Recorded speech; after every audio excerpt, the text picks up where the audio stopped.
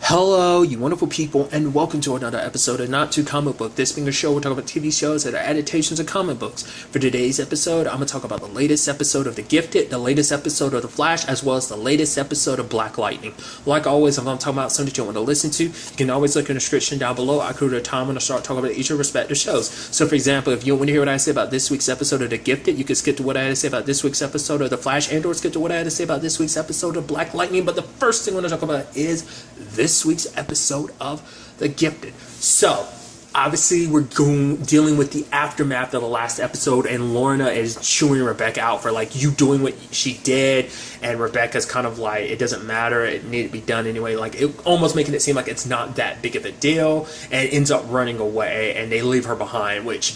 Because for Lorna, it's like basically the entire world. Like, they had their plan of the way they wanted to handle things. Yeah, there's already bad blood, but they didn't want things to escalate to the point that they did because of what Rebecca did.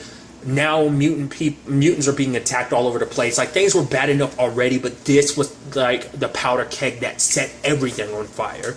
And so there was even like a foster place for mutant children that were burned down, and even Esme was like, they were looking for survivors. It's like, that was all because of Rebecca.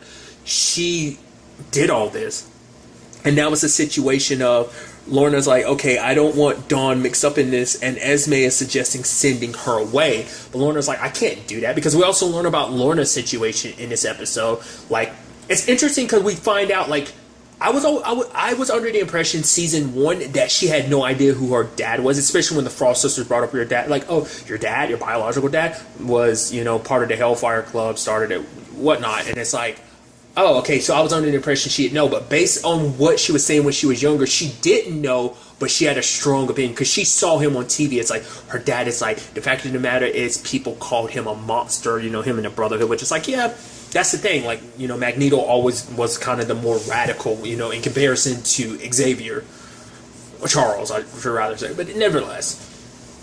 So, it's kind of interesting. You know that's your dad, but you don't know for sure. It's not until later on that she ends up getting it confirmed from her aunt, who's played by Catherine Erb, which is interesting. I know it's a little technicality with it, but obviously she was on Law & Order CI, Criminal Intent, and who was her co-star, Vincent D'Onofrio. So she's in a Marvel show, and he, you know, plays Wilson Fisk on Daredevil. I know there's that dissonance of like, oh, well, that's Marvel owned by Disney, and this is Fox licensed Disney, but still, and technically with everything going down, it's kind of still all under the same wheelhouse anyway, but still, nevertheless, I know it's like a technicality, but I still think it's just kind of interesting.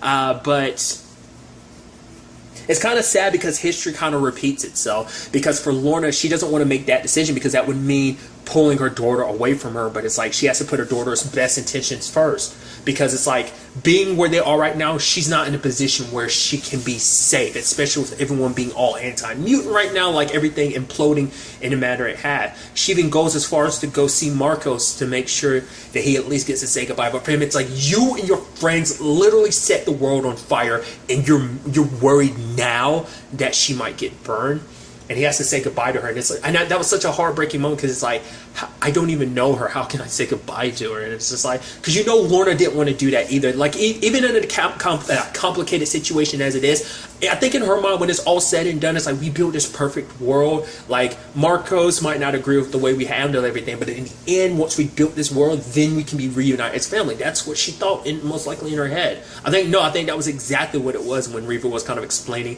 the future to them.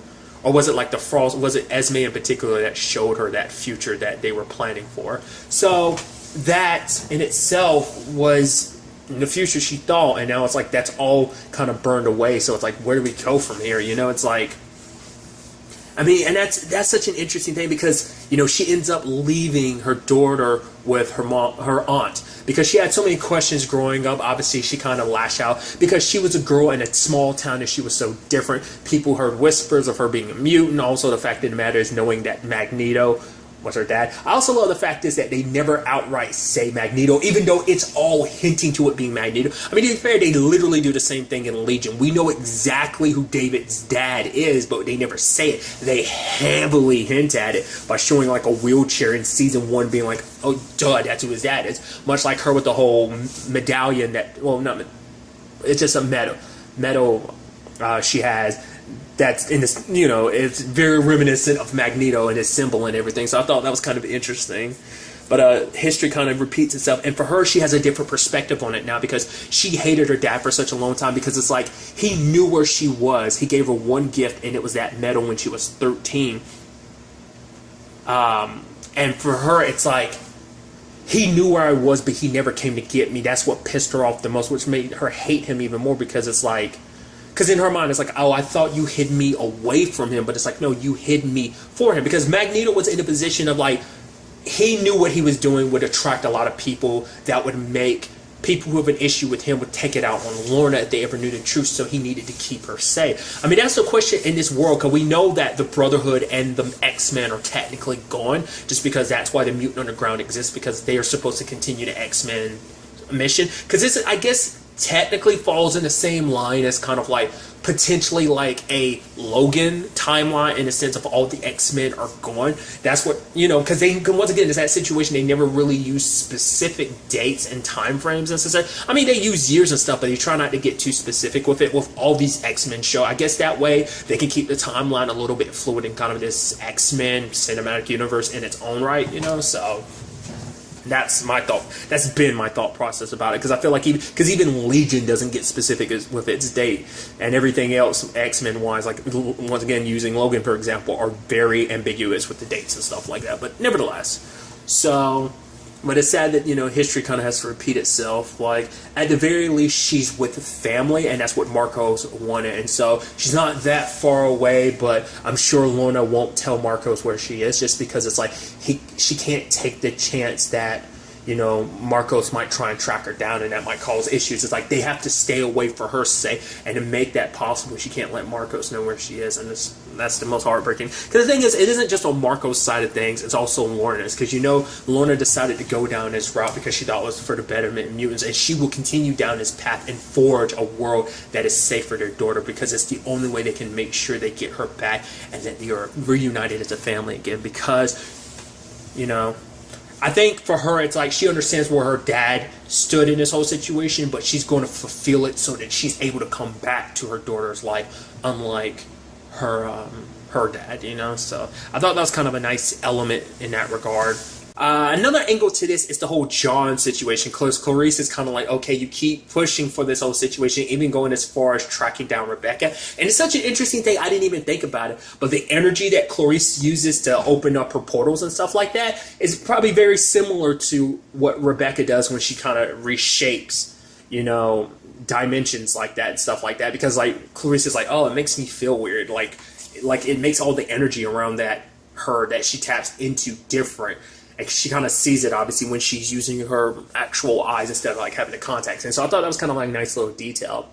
I also love Rebecca making that statement of like, oh, you don't know who you're going up against, which is so ironic considering you're the one that literally killed a whole bunch of people and stuff like that. It's like, you're the one that they should kind of be weary of. Because I was scared. I was like, oh wait, is she going to point and try to be like, no, it was them. They all killed her. Oh no, they're evil. But to be fair, like they already know that she's kind of like not afraid of killing people, because that was already kind of brought up earlier. You know, the Lauren and Caitlin had already learned that about her, so I doubt that would work. But that's why I thought the angle was going to be, even as far as, you know, John inviting her back with them. I thought we might see something potentially like that happening. Luckily, it didn't, but I thought that's potentially where they're going to go. She's going to try and play victim, and they're like, oh, we'll help you, you know, we'll stop them. And it kind of helps out in her favor, because it's like, oh, they'd stop chasing me, plus I have somewhere to hide out. But, you know, she's in a state where she's not really trusting anybody. So, like I said, they kind of lucked out in that regard.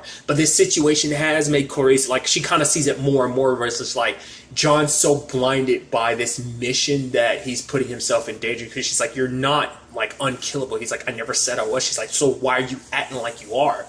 Because John is, because for him this mission is everything, and he feels like he failed, and he's struggling to stay afloat, to keep going, because he doesn't want to fail, because he feels like if they fail, if he lets up even a slice, if he doesn't keep pushing and pushing, then it's all for naught. All the sacrifices, all the people they lost will be for nothing, and that's on him. Like, he blames himself so much for this. So I'm curious to see what happens with the whole Clarice and him situation. It seems like obviously a bigger and bigger distance is being created. I thought things would be a little more awkward between them because of the whole, like, oh yeah, her and Erg situation, which it is a bit awkward, but I think this situation is pushing it even more, that Clarice will probably soon get to the point where she's like, honestly, I can't stay with you because you're not on the right path. But I think there is part of her that would stay because she's scared of what would happen to John if she wasn't around, I think.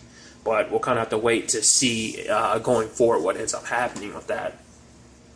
Now, what's also interesting is that on the other side of things, we have Reed meeting with Madeline, you know, Caitlin and Lauren as well. And we kind of end up learning a little bit more about the Fenrir twins in sense of like, oh yeah, they were of like one mind. They could literally share dreams and stuff like that. They feed off each other, which I guess that's supposed to be kind of representative of like, because, you know, it's kind of interesting because there's that whole story of like, oh, everyone's got two wolves in them, and, you know, the good wolf and the bad wolf. And well, that's me oversimplifying. It's a little more complicated, what each one represents. But that's basically kind of me like condensing it. But it's like, which wolf inside of you wins, it depends on which one you feed. And it kind of seems like that's kind of a similar situation where Lauren and Andy stand. Like, Lauren's kind of representing all the good for the wolf and good wolf inside of you, whereas Andy kind of represents the bad. I mean, but to be fair, maybe they kind of represent the good wolf while they're fighting their DNA, which comes from like the Fenrir twins, and they're the bad wolf. So I guess that's one argument you could see. I mean, considering like Fenrir is like a wolf in mythology sake, so I just think that's just kind of like a fitting thing that I never really thought about until now. So, but for now, it seems like Reed is in a stable condition because they used a synthesized version of the original serum, but it's not enough. I like the metaphor of like the medicine they used on him initially was a dam. They've patched it up, but eventually it will burst and break again. And I wonder what it is exactly, because it seems like, I mean, because it makes you wonder why now of all times, because it's like, it's not like he was in plenty of stressful situations in season 1, but what exactly in this situation? I guess because his family, at the very least, no matter what his family was, at least in a place that was somewhat safe and that they were together. Yeah, there are complicated, stressful situations, but I guess where they stand right now, and it's just, it's so much, you know, they're kind of on the losing end, or on the opposite side of Andy. There's the whole family situation, as complicated as it is. Maybe that was just finally enough to push it, or maybe there's more to it. But it was really interesting. But it seems like if this keeps going, it will eventually kill Reed, because it isn't just the whole like controlling your powers, because it's going beyond that, because it's almost like his power is attacking him and hurting him every time he uses it. So it's something where they got to craft a new serum, which Lauren's blood will help because of the X gene inside of her. But we kind of get a little more explanation about things too, because, well, for one, we end up finding out Madeline's brother is actually the one who started the purifiers, but she doesn't believe in that path, because for her it's like, why are you going to blame mutants for something that they were born with that they can't control and change? Obviously she's helping mutants learn to each control their abilities, obviously with each of their respective situations. Even her assistant's one dealing with his situation, and obviously that creates a bond between him and Lauren, because she's so scared of like, oh, I probably will never have a normal life.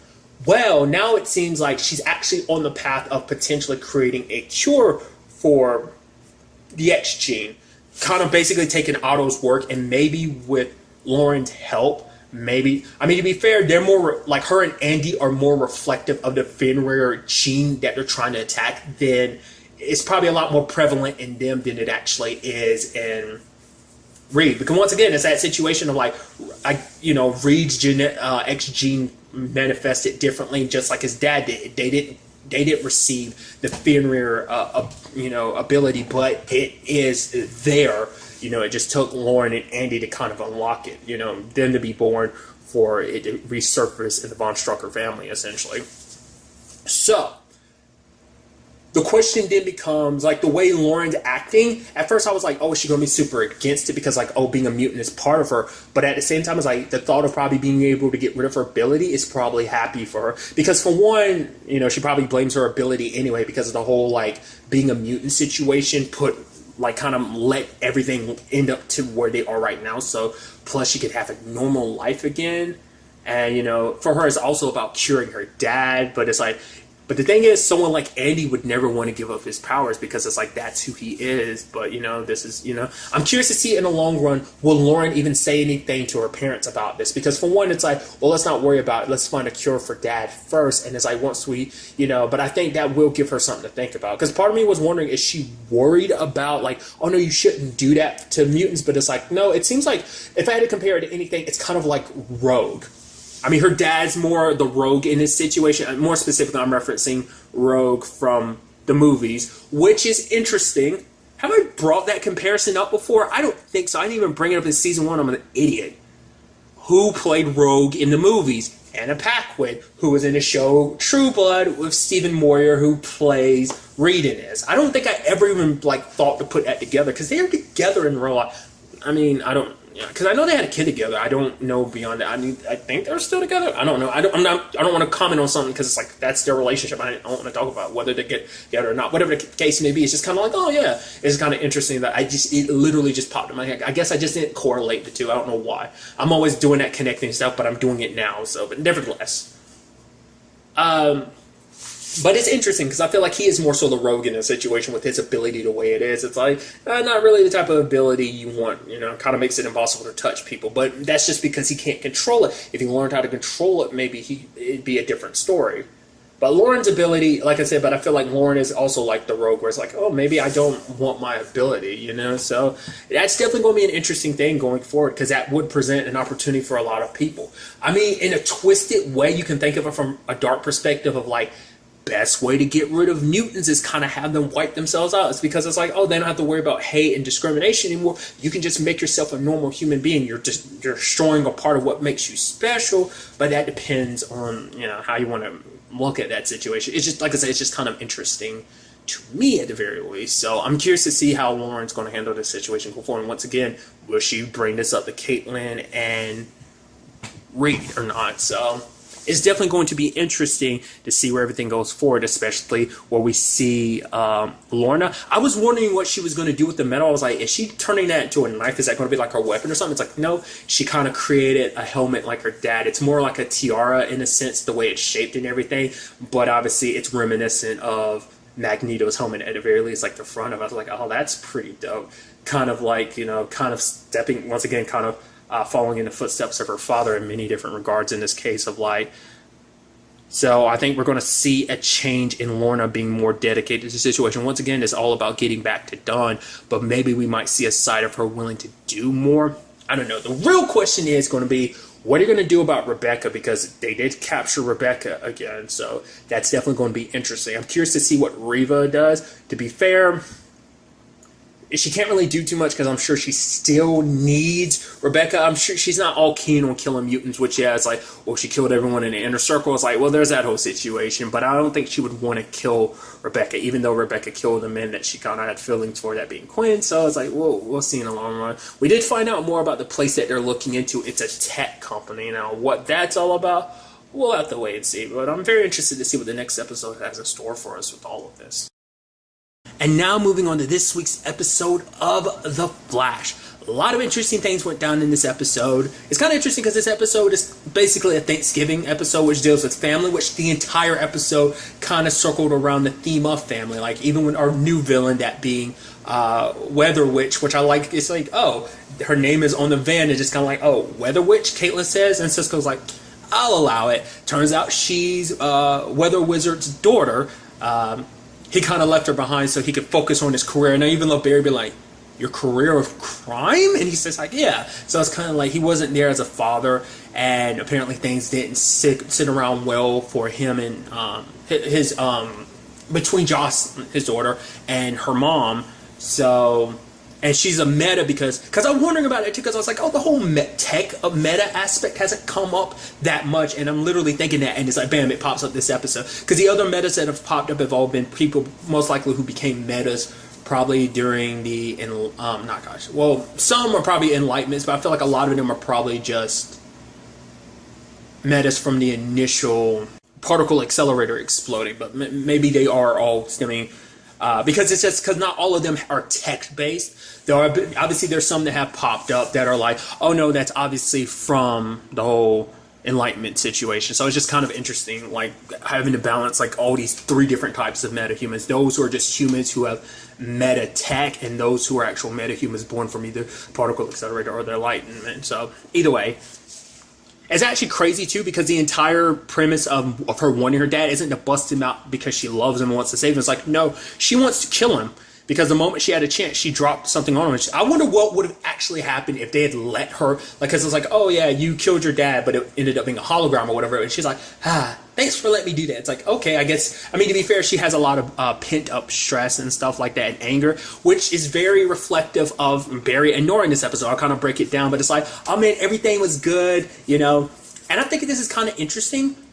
Basically, Nora, I think, was under the impression that her dad was kind of invincible, because the Flash Museum seems like it only talked about, I mean, and we kind of figured that out early on, because like Nora's trying to do all this stuff, and Barry's like, the fact of the matter is I failed a lot at this whole flashing. It's not like I was perfect at it, because the Flash Museum doesn't talk about his fails, and only glorifies like his winning moments. So if you just look at, oh, the Flash win, you never think about the losses, because it like Iris had brought up two examples. One, the whole singularity that had opened up in season one's finale. It's like they lost Ronnie, but that was not brought up in the Flash Museum. It only talked about like, oh, yeah, Flash saved the day.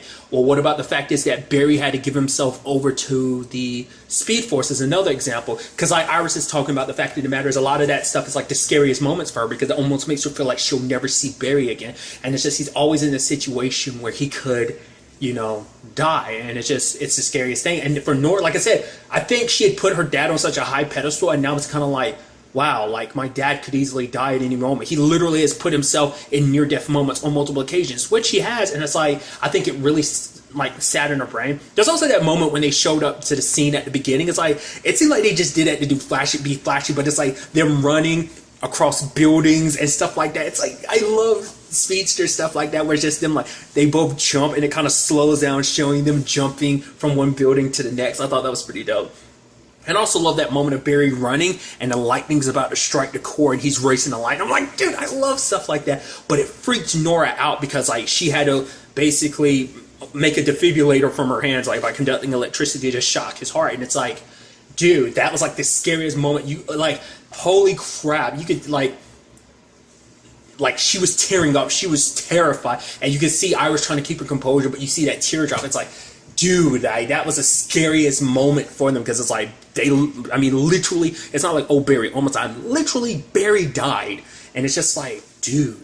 And Nora, it seemed like she was pissed at Iris, but more so than anything, she was pissed at Barry, because it's like, you put yourself in these situations. I get it, you're a hero, but it's almost like you're sacrificing yourself for other people rather than being there for your family. And for her, she's even suggesting that Barry quit being the Flash, because for her it's like, you don't give a damn about the other people that you're going to leave behind by you doing what you're doing. But for Barry, it's like, I have to be the Flash. It's too important to everyone for me to, I need to be the Flash to protect and save everyone. But she's like, I don't need you to be the Flash, I need you to be my dad. And it's just like, oh dude, it's so heartbreaking, because it's another side of that whole angle of, so I'm being a superhero. I mean, because even, you know, Joe had his hesitations about a lot, you know. Even he had his hesitations at the beginning about Barry being a hero, even Wally being a speedster, like all of that, you know, there were hesitations in those moments, because it's like any father would be worried under those conditions. And, you know, it kind of gets reflected a little bit, you know, when it comes to Barry and Nora, because he even tries to compare. It's like, oh, yeah, like, you know, Joe is, you know, him being a cop when I was young, I was scared for him. I didn't want him to do that job. But Nora was like, it's different. The fact of the matter is your job puts you in a position where you could say goodbye and never come back. Because a great example would be, because, you know, Iris thought that too. She literally had to, at one point in her brain, accept the fact is, because she couldn't let herself hope that Barry might come back from being, you know, taken away by the Speed Force. And it's like, she had to give up on him because she felt like if she didn't, she had to, like, it was her way of compensating. And it just kind of, it's crazy to me, you know, to think about something like that, and just like how heavy that is on someone's heart. Like, because I feel like you don't get that perspective enough from her sake of like the hardship of having the person you love being a superhero. Because there's always that other side of things where it's like, oh yeah, you don't want to be the one that, like I've brought this up before, where it's like you don't want to be the partner that holds the superhero back from being who they need to be. It's like the world needs you to be a superhero, and then like you being in a relationship with me will cut you back from going down a path of potential that you could be on. And so it's just kind of an interesting thing. This kind of adds a different parallel to that sentiment, and I thought this episode did a very good job at nailing that. It was pretty sick when Barry did the whole thing of like gathering up the lightning from Weather Witch's like lightning storm, and then Barry, like, she shoots red lightning, and then Barry just like throws his lightning at her, and it just boom. I was like, that's so dope.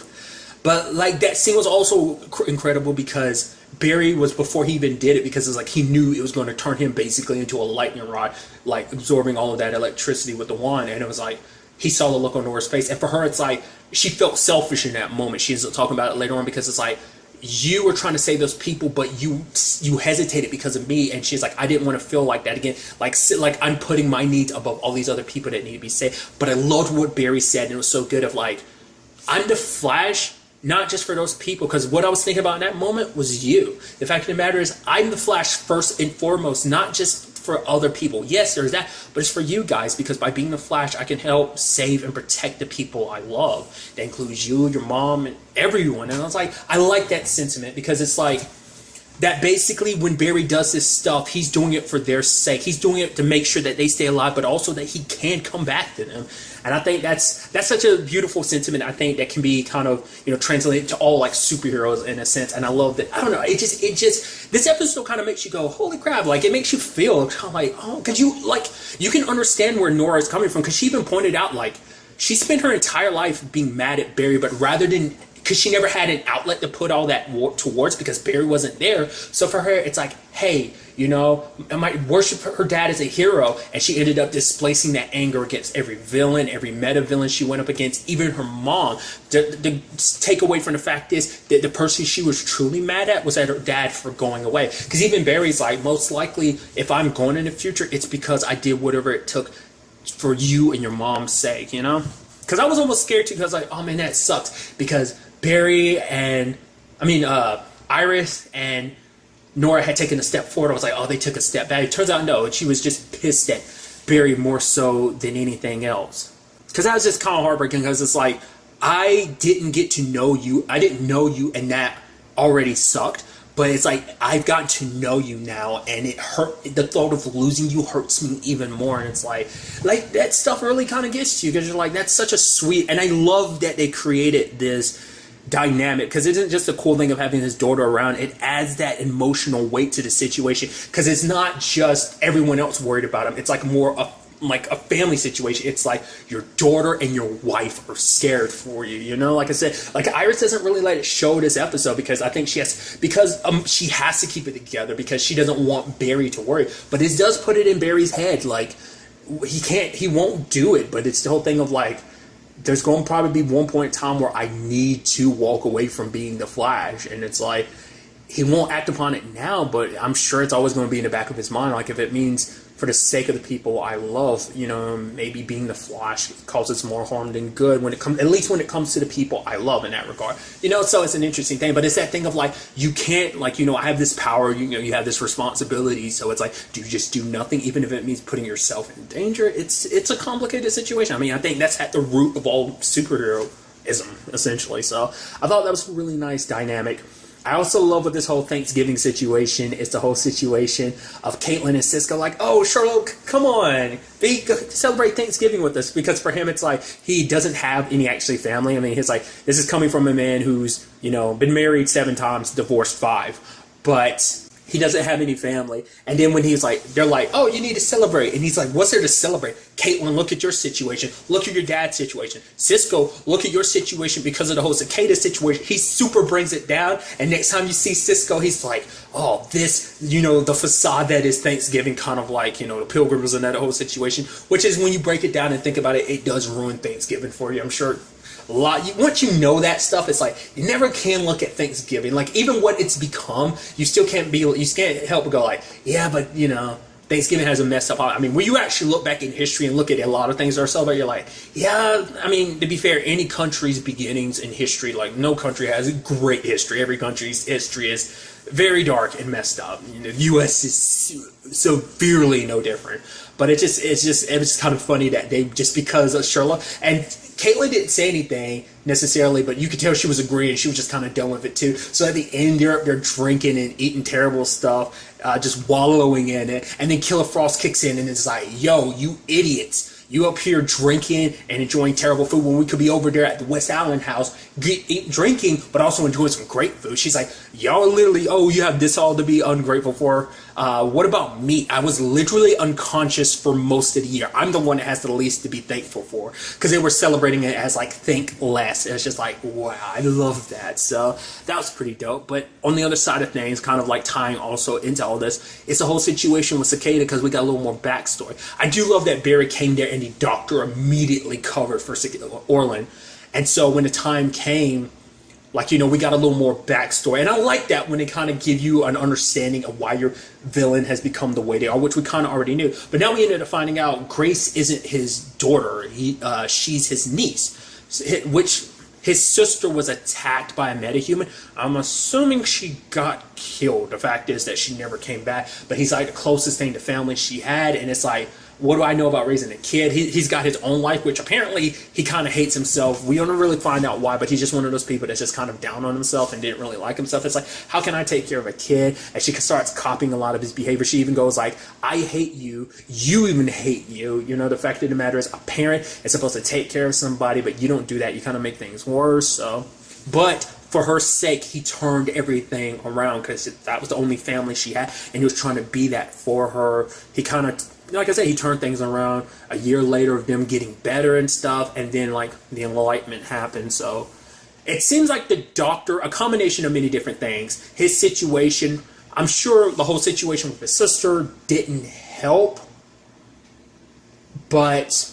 also the doctor being like, oh yeah, it's all those metahumans' fault. This would have never happened to you and Grace. Y'all didn't deserve this. And then plus hearing about the Flash. Now that's what I was waiting for, because I was like, does he know that they're responsible for it? Yeah, because it got publicized. Is that situation like you try to do good and there are ramifications for it? It's that whole aspect of like, oh yeah, like the whole powerless thing of like, oh yeah, like people having to clean up after superheroes save the day. Like, what about the rest of the city that isn't as super and that kind of has to deal with the every day-to-day basis about the fact is of like living in the superhero world? And that's what motivated him. And that's why he hates probably the Flash more so than any other meta. But it's metas in general, because it's a meta-created problem, because aside from the whole thinker situation with DeVoe of like the satellites, it's more so that Barry broke it. So it's an interesting dynamic, because obviously you have this kind of being like a family thing between Cicada and his daughter, but also, well, Grace, not his daughter, but his niece, but also the situation with Barry and Nora. It's like, I thought it was kind of really nice how they handled that, because now it's like parallel to each other. Like both of them are kind of fighting for their, like, it's more so like Nora versus Cicada, because Cicada wants to wipe out all metahumans. Metahumans includes Nora's dad, which, she's going to fight tooth and nail for him. So it's kind of different parallels. A father fighting, a guy fighting for his niece, but it's kind of like more a father figure fighting for his child, where you have a child fighting for her father. It's just kind of like, I love that dynamic that it created. But what also makes it interesting is at the end of it all, they finally know Orlin's identity, so they know who Cicada is now. And there's also the aspect of the fact of the matter is, they should also, I'm curious to see if they're going to hold that against the doctor, because now we now know that the doctor dies. I mean, the doctor dies. I don't know why the hell I said the doctor lied is what I meant, sorry. So, because she 100% supports what he does, so I'm very, very interested to see where this goes going forward, because this is going to be interesting. I mean, the thing is, he's a tough enemy to defeat, because if you get near him, he's going to nullify your powers. So what do you do in that regard? I have no idea.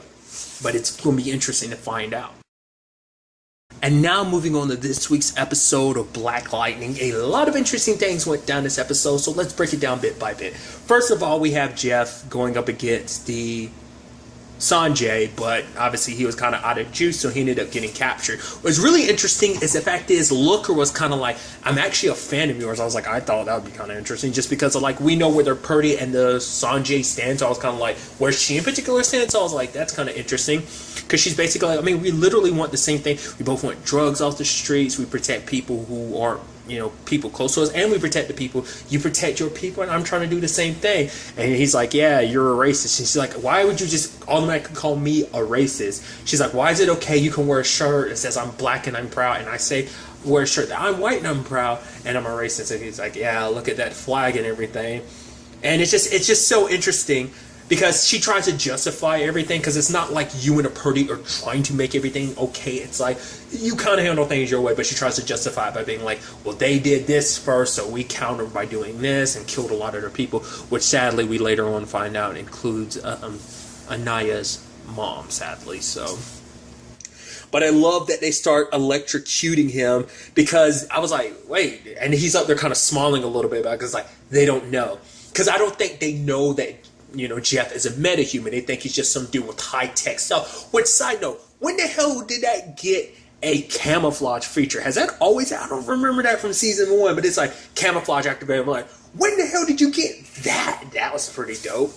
But I love that they're electrocuting him. He's like, oh yeah, by the way, when they're all done, you idiots have supercharged me, because I don't get the power from my suit. It comes from me, and kind of busts free and kicks some ass. I even love when he's holding the baby at one point, and when the Sange kind of attacks, and he just go bam, knocks him out with a single punch. He's like, yeah, he was a bad guy, and let's go take you to mommy. I thought that's pretty dope. Also, what I thought was kind of fascinating, he got suited up really quickly, because it turned away and then you cut back. So I'm like, I don't think they've ever shown him put the suit on, but I'm assuming it's supposed to be like the suit is like it's almost like magnetic, in the sense of he like charges up his power and the suit just automatically comes and forms around him. I think that's kind of how it operates. The fact is that he's able to suit up that quickly makes me think that, which is interesting, because a lot of superheroes, like, they kind of cut away from that. But it's like, well, Kara wears her Supergirl outfit underneath her clothes. That's kind of their thing. They're the only superheroes that do that. No, they're not. Like, DC wise, they're the only ones I'm aware of that do that. Cause like, you know, Batman doesn't do that.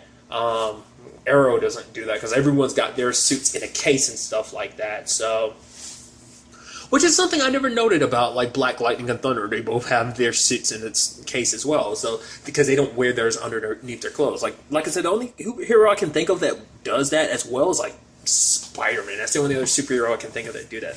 But DC wise, Superman and Supergirl are the only ones I can think of that do that. But nevertheless, that was just kind of my thought process behind how that whole suiting up situation works. I also love the fact that he dropped the baby off with Henderson. He's like, well, you showing up on my place? Wait, is this a baby? What? Wait, what? I love that. But what's also interesting too is it seems like that Silver works in a very interesting way, because I guess like it can sense out its kin, it can sense out the Silver and others, because the baby was still bleeding from the birth and everything like that. So, or also it seemed like it had a scrape or whatever, but the blood could be sensed by the Silver that Anissa had, but also by Looker. So that was kind of interesting. She shows up, Thunder kind of puts down the smackdown. It's kind of interesting because she kind of has like her claws come out like so, and plus the whole being super fast. But it does seem like she does have like some strength to her when it comes to all of this. Some form of probably superhuman strength, probably not to the degree that Jeff or Thunder have it, most definitely. But she kind of held her own against Thunder until Black Lightning showed up and knocked her back. So it doesn't seem like I don't know, when she got stabbed, it looked like the Silver leaked out. And so part of me was like, is she no longer fully one of those things? I'm curious to see what ends up happening in the long run.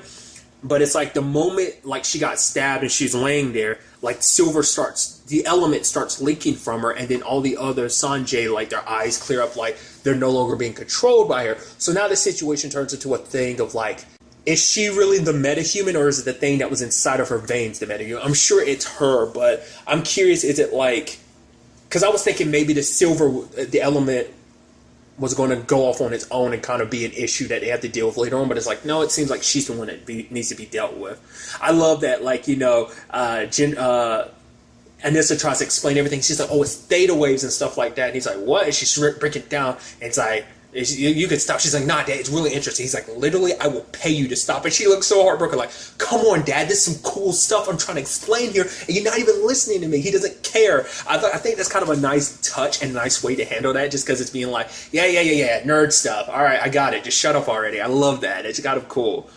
Because it's like stuff that kind of goes a little above your head, which it kind of makes, it's kind of interesting, because it's like, okay, so there's something inside of people's brains that this thing kind of interacts with, and kind of has basically, she's been controlling them, which is kind of was hinted at like last episode. What's interesting to me, I thought was kind of fascinating, is the fact is it's already dealt with. It seems like this season is very different from season 1, where season 1 was all like one book. It seems like this is going to different books in each season, because like, the first book was only, 3 or 4 chapters, and it seems like we're doing the same. Like, it's like we're already done with this whole situation. I thought this was going to be like a season-long thing, but it's like, whoa, that's kind of crazy. Might be more that ends up growing from it, but I'm very interested to find out, like, I mean, are we done with, like, the Looker arc? Also, what does that mean for the Sange and the Purdy? Do they stay divided as they are? Or will this situation with the babies end up kind of bridging a gap between people? Because the Looker probably aggravated what was already kind of like a very long-standing feud already, obviously. But maybe with Looker gone, them not being controlled anymore. I'm sure there's some that probably want and enjoy the power, but it seemed like, even the conversation last episode made it seem like most of them didn't want it. You know, so it's definitely going to be interesting to see what ends up happening going forward with that, whether or not we really get cut back to it or not. Because, I mean, now that she's been dealt with, does that mean the silver and the element inside of them is gone too? Did it leave them as well? Or is their circumstances a little bit different because they're born with the element in them, whereas everyone else wasn't? They just got it. They were given it, whereas the babies were born with it in their veins. So maybe their supply of the silver and element isn't necessarily tied to hers anymore. Maybe it is. Who knows? Because even their dad's situation, it wasn't born in him. It was given to him. So he passed it on. I'm curious to see how that whole situation works. So are the twins technically metas themselves? That's a whole other question. Now, another interesting thing about this episode is, well, Jennifer's side of things, where we had the situation of Jennifer confiding in Rena about the fact is that her whole circumstances, like her parents keeping her locked up and stuff like that. She gets it's out of love, but she also realizes like her parents are, you know, they feel like failures, especially her dad, because he blames himself for her being the way she is. But for her, she feels like no one can understand. Like, yeah, her dad's a meta, and so is Anissa, but none of them can understand what she's going through, like being who she is. Because even her power works very differently. Because it's like it's not as out of control like Jeff or Anissa. It's like Anissa kind of, you know, she got control of her powers down to a T. Jeff has got his down to a T. So it's a different circumstances, you know, situations like that. So it's something she feels like no one else can understand what she's going through. And I figured as much, and they kind of confirm it later on, but that's why she bonds so much with Khalil, because he's the only one that can. That whole situation of him trying to get the Reverend away. I really like what they're doing with Jennifer and Khalil, because I'm actually surprised that they took this direction with it, but I guess that's because she saw the changes that Khalil was going through, and because for her, she always saw the good in him when everyone else did. And he wasn't talking about that. For her, it's like, I could see him for who he really is, and now he can see me for who I really am. He ended up helping Khalil get away from Tobias, which Tobias is tracking him. There must be something inside of him that is like, you know, because the way Anissa's power works, she feeds off of energy, or I guess she can like short circuit energy within a certain wavelength. So I guess she powered the lights nearby and making them explode like that. So maybe she was able to kind of like absorb the energy of whatever their tracker is that they're using to track him. Maybe it came from his phone or whatever, but I guess sucking away the energy nearby was enough to kind of black him out to anyone trying to find him. So But I was wondering when that was going to happen, because I was like, sooner or later she's got to let him know about her powers and stuff like that. It's actually pretty slick too. The fact is that he's like, wait, your parents can't understand you. They're not like you. He's like, or are they? She quickly dodges that, because for her, it's that situation. And once again, it's like, that's her dad's secret. That's not her place to talk about his secret. Her situation is her situation, and she's going to be open with Khalil about it because he accepts her for her. But I also love that kiss situation. He's like, whoa, that was nice. Do it again. And she's like, come on, Khalil. He's like, nah, I ain't lying. That kiss was fire. And he's even talking about, even imagine, like, our kids, they'd be dope with, like, the powers they end up with. She's like, whoa, homie, you better slow your roll. He's like, oh, I'm just messing. But still, being with you is enough. So that was interesting in itself. I mean, it's kind of sad, too, because, I mean, it kind of all plays into itself, because Purina, I thought was kind of pretty dope. She said, like, okay, Jennifer's with a boy. Didn't let the whole Khalil situation slip, because it's like, I can't give all the details. Also, she knows how Jennifer and Lynn would react under those circumstances. But at the same time, it's like, apparently Purina's like, oh yeah, like, Jennifer's like no other metahuman I've ever seen. Like, with her powers, it's on like completely different level, even from Jeff, it seems. And they might be kind of setting it up to be like, they might, I don't know, because, I don't know the comic books and stuff like that, but I don't really know the full scope of her abilities, what she can do, what she's capable of. Even she doesn't know, because even Khalil was like, I need to understand how everything works in case we get into an argument. I'm checking out some other girl and you try to electrocute me or something, so there's that. But I thought it was kind of fascinating that Purina was like, but basically the way you're handling things don't necessarily go about things that route anymore, because if you push her away under these circumstances and kind of leave her with no one or alone and her powers out of control, there'll be consequences for all of us. And we kind of see that situation because her and Khalil leave at the end. So I guess they're leaving everything behind. It's like, as long as they have each other, the two people that understand each other the most, they have each other. That's kind of all they need. Almost some like Romeo and Juliet stuff, which, been using that comparison a lot lately. I used it for something else, but I don't remember what. Nevertheless, I definitely remember using it for something more recently, but I don't remember what. But nevertheless, I'm curious to see what ends up happening with their story. Like, Tobias is going to want the Reverend dead. It's like they tried with that situation and they just bounced, because it's like, yeah, Tobias is going to be tracking him down, so he needs to leave as soon as possible. But Jennifer's not going to leave him alone, because leaving him alone would mean she's alone, because she can't really confide in her family. They're just going to keep her locked up, and it's like, this way she can kind of do what she wants to. But it's definitely going to get interesting when they really find out where she is. They're probably going to try and track her down, especially because now Jeff knows that Gamby's alive, because Gamby was like, I'm trying to protect you. The fact is, assassination attempt on my life, and I didn't want to drag your family. And he's like, yo, when you going to learn? You are family. And it's like, that's pretty dope.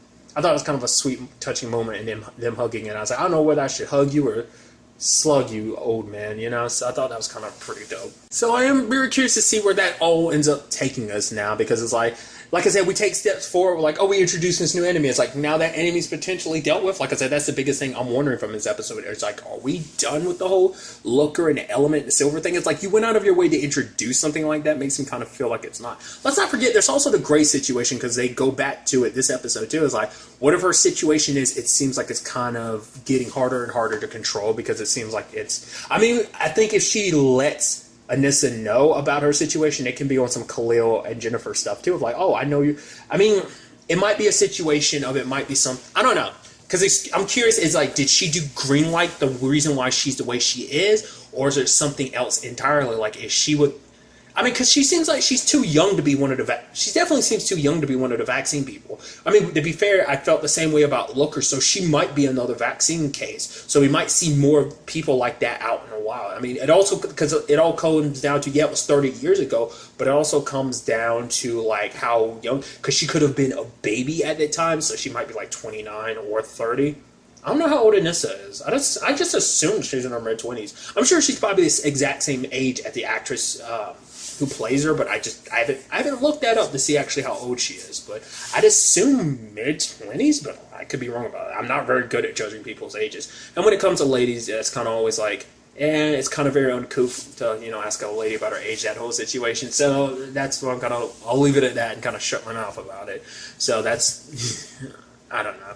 So But either way, I'm very curious, like, that's the big thing. So that might be the next kind of chunk we're going to. Like I said, I'm very interested to see if we're going to go into another book. Because, like I said, just the structure of the show is very different. Because obviously a lot of people have their issues of, like, the way Flash or Arrow is. I still love both the shows. Like, I'm just going to say a criticism is kind of like the whole, like, villain of the week aspect. It's kind of interesting because Black Lightning and Legends kind of shifted up. Because Legend does its own thing, and so does this show. Because it's like, we're still on the first villain. That's Tobias. None of the other shows have ever stuck with a villain this long, because most villains are, you know, one season off. Obviously, there have been exceptions where it's like, well, Cyanide was around, but then, like, she literally died in, like, the premiere. So it's kind of like, which I'm still surprised, but I'm like, are we really doing that? It's like, wow, they made such a big deal of her, and I thought she'd be sticking around. Turns out not to be the case. I guess the whole point is to kind of leave Tobias alone in this endeavor, and now leaving him even more alone because now Khalil's not around,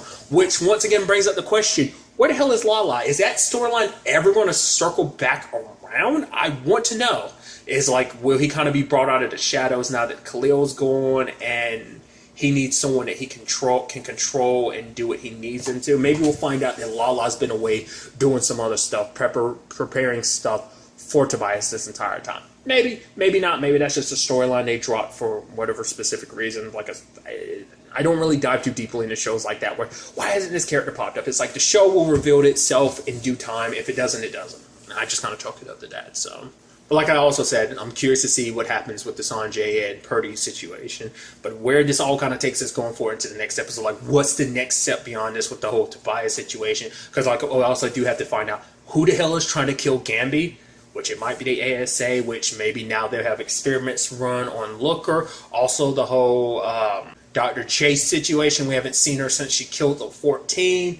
So, is there any more with that? Or is she just locked up again? We will just have to wait and see. But really, that's all I want to talk about. Till the next time we meet, be happy, be safe, live life to the fullest, and enjoy it. Good day and goodbye.